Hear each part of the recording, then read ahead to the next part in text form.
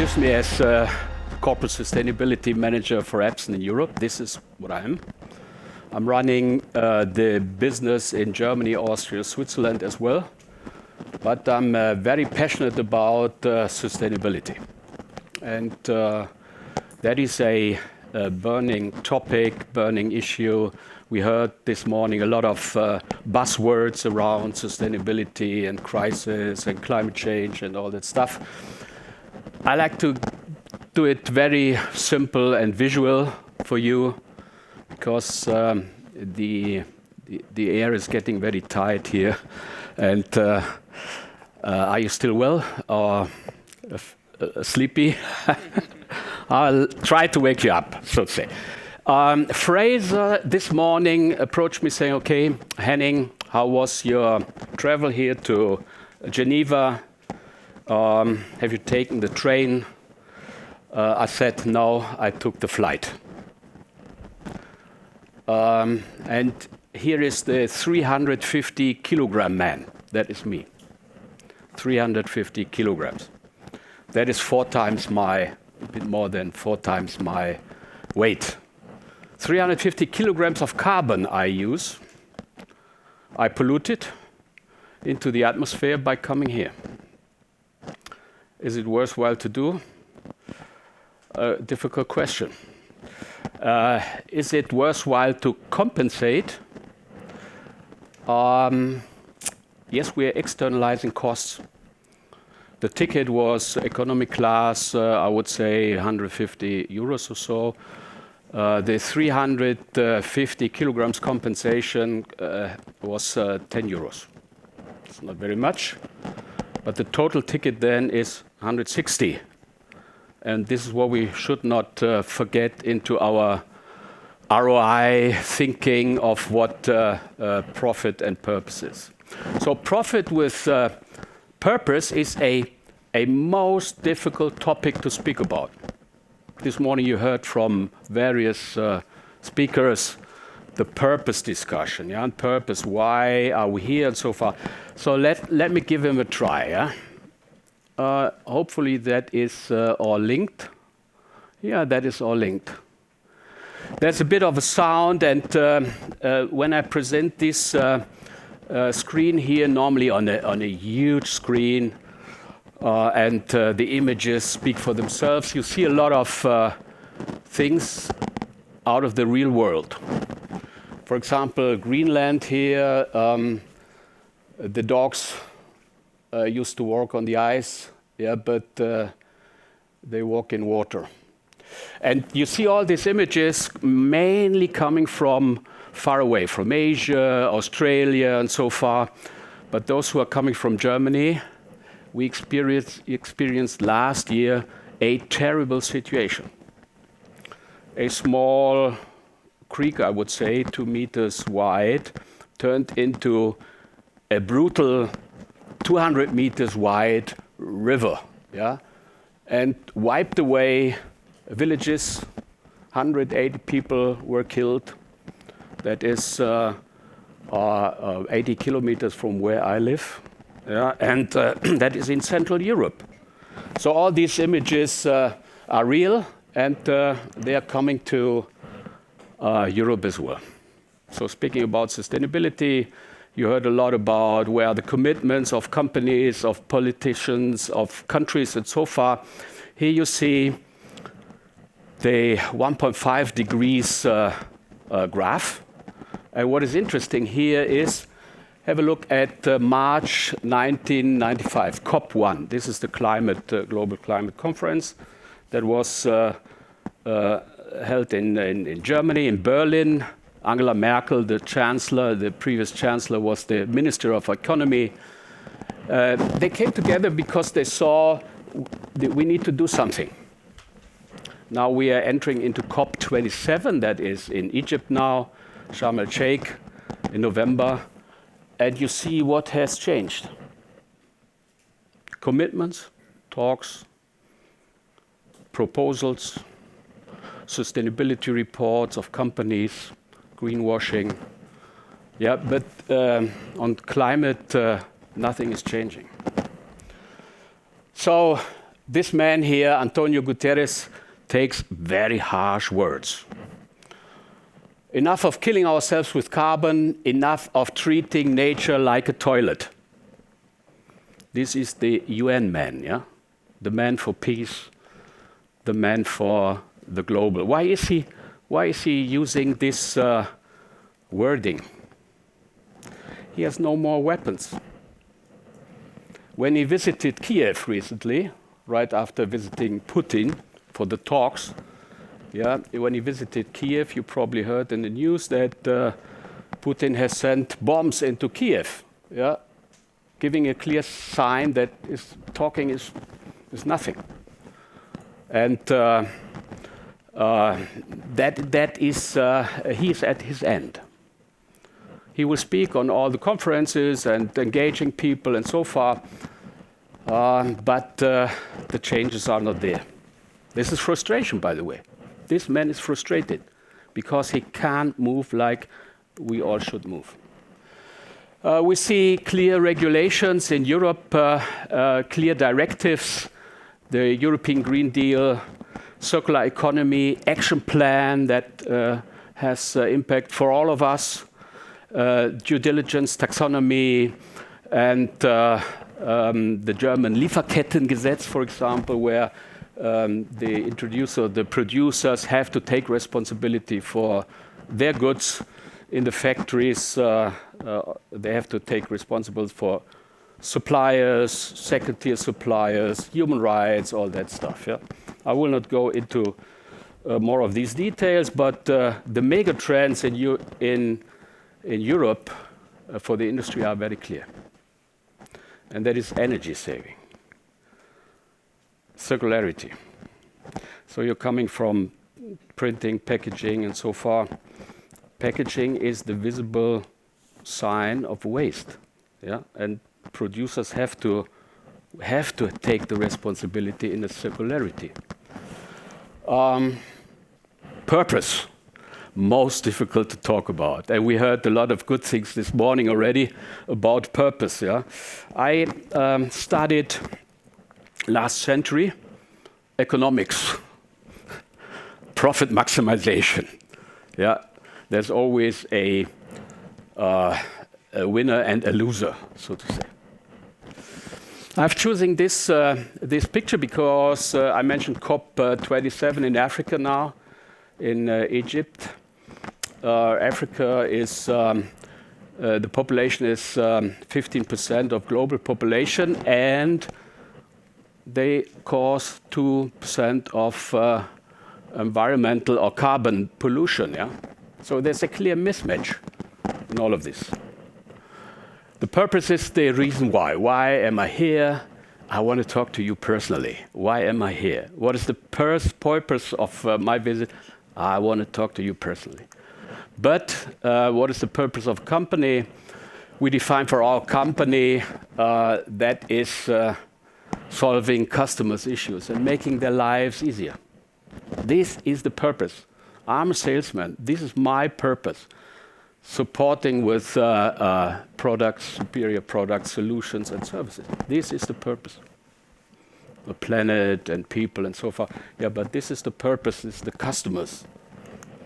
Why Epson? This is the full range of technologies, and we are rated top #1 in Forbes magazine, the most sustainable company. That is important. I mentioned the Guterres, the UN, and in 2015 there were the Sustainable Development Goals created.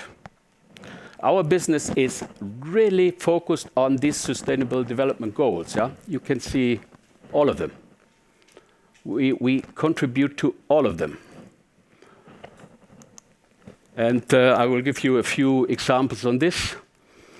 I'll skip this. The environmental vision for 2050, all the big companies have environmental vision for 2050 or even before. This is an exceptional one. A Japanese company is committed to be even carbon negative. What does that mean?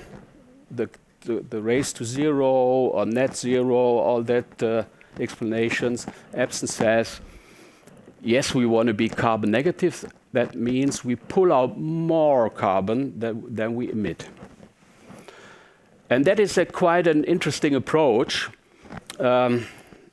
If you want to grow, if you want to be profitable, if you want to make money, you have to do the total calculation, so to say. And the more we produce, the less we use water and material. Yeah, that is the approach.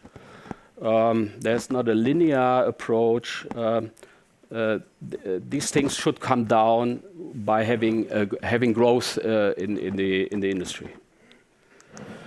That's a very firm commitment, already realized in Europe. By 2023, carbon electricity, carbon neutral, renewable electricity. The sun is for free. The wind is for free. So we will switch the whole global organization, all the factories, all the offices to renewable electricity. We have a huge distribution center in Europe, all on renewable electricity. When I speak to customers, I'm proud to present all of this. Yeah, what Henning is saying, yes, you can believe it or not, but these are international certifications. We present it to customers, and they say, yes, that's good. We do the deal. Is that enough? I'm using storytelling. For example, this one, Indonesia Factory RBA, Responsible Business Alliance. I was there with customers, with NGOs, with representatives of churches, and we looked into the working conditions of the workers, the dormitories. Because there are horrible stories, China, Indonesia, Philippines, where we have our factories, horrible stories, where people jump from the rooftops, and the OEM factories put suicide nets around, so to prevent the workers from committing suicide. Not so at Epson. The president in these factories, they said, okay, what are you doing here? You don't want to look at products, you want to look at working conditions of our workers? Why? Why is that important for you in Europe? That's a good question. That's a good question. We have to take responsibility for the production, for the full cycle of material, for the pollution of our goods in the full life cycle. From vision to action, yes, a lot of action. And one is our cooperation with National Geographic. It was mentioned a few times, greenwashing, and so far industry has the tendency to greenwash. Doing good things with purpose and so far, but checking reality is sometimes very, very difficult. Yeah, I've seen a lot of good news on donations and so far, but what is the reality? What is the reality? Numbers on the table, yeah. We have a cooperation with National Geographic with that scientist, Katie Walter Anthony. She is busy in the Arctic, studying permafrost and the melting of permafrost. Why is that important? I will not go into the details here, but we are supporting her work. And we get nice images, and we created heat-free technology and marketing. Yeah, there's a question on greenwashing. Yeah, heat-free technology in permafrost, preventing melting of permafrost. Why is that important? We put it here into our technology, translate it into our technology. Here you see thermal video, from laser printing versus inkjet printing, for example. And you see on the laser side, this is the oven. The oven is cooking, so to say, printing out first sheet of paper, 800 watt. And on the left side, the inkjet with 29 watt. It's a major difference. And little technology steps help really with this heat-free technology, and we support the scientists there. So that is the more holistic view. And we can calculate that into customer benefits as well. And you probably know the German Vice Chancellor. He's the Minister of Economic Affairs and Climate. Very unusual combination, combining economic thinking with green thinking. He said every kilowatt hour saved helps.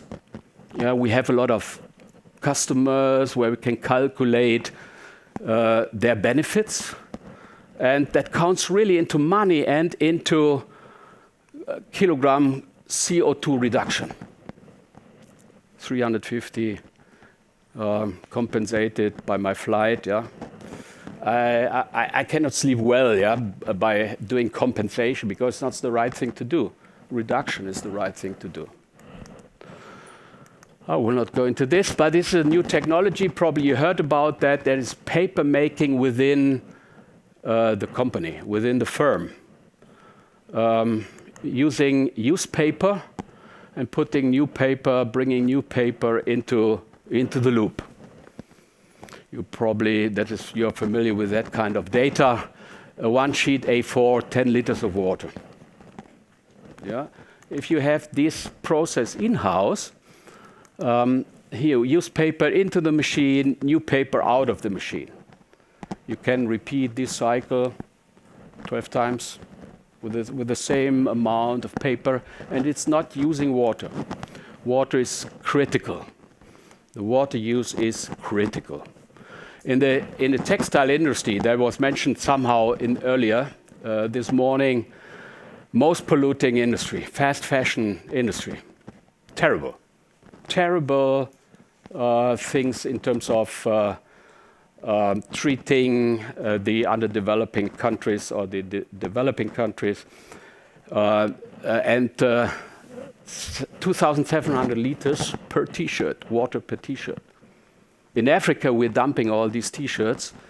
You see the kids wearing our Second Life T-shirts.